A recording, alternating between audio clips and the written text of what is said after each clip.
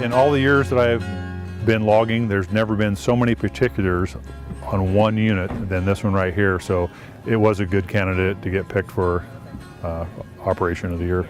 After Mike looked at this job, a couple of the other local loggers also looked at it before him and turned it down as just not being worth the risk. There's just too many variables, too much complexity.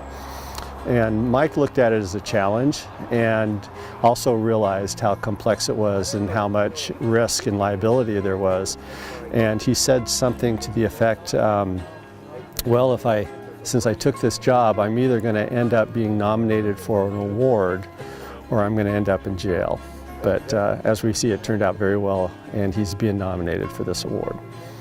So we had a lot of dangers. The state highway, Highway 47, the linear park, which there's a ton of bicycle riders, walkers, runners, horse riders. And also we had power lines go through the job, and Beaver Creek, which is large type F. So there's a ton of things to pay attention to. The Banks Linear Trail is very busy year-round, and we were concerned that having an active logging operation on a linear trail, or as we call it a state trail, would be a challenge for us. And so we wanted to work with him, however, to help the job happen. And so we just made some conditions, and he agreed to them, and we worked together. I think the highway was very challenging. It's a high-use highway. ODOT wanted several trees down that were danger trees to the highway, and so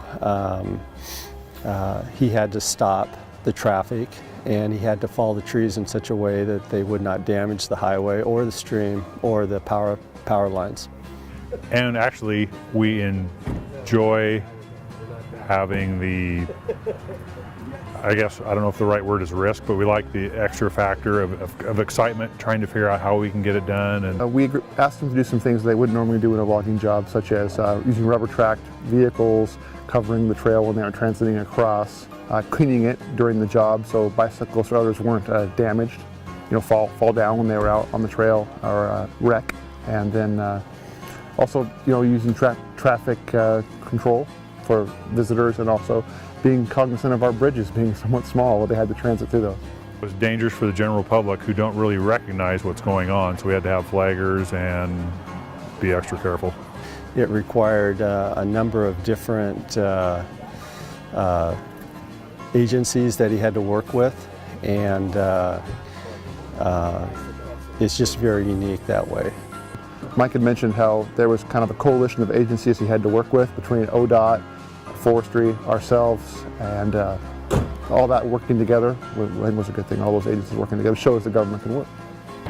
Well, I go to the state forestry meetings, and I see the people who get nominated, and they're industry leaders, so I feel very fortunate to be in that group.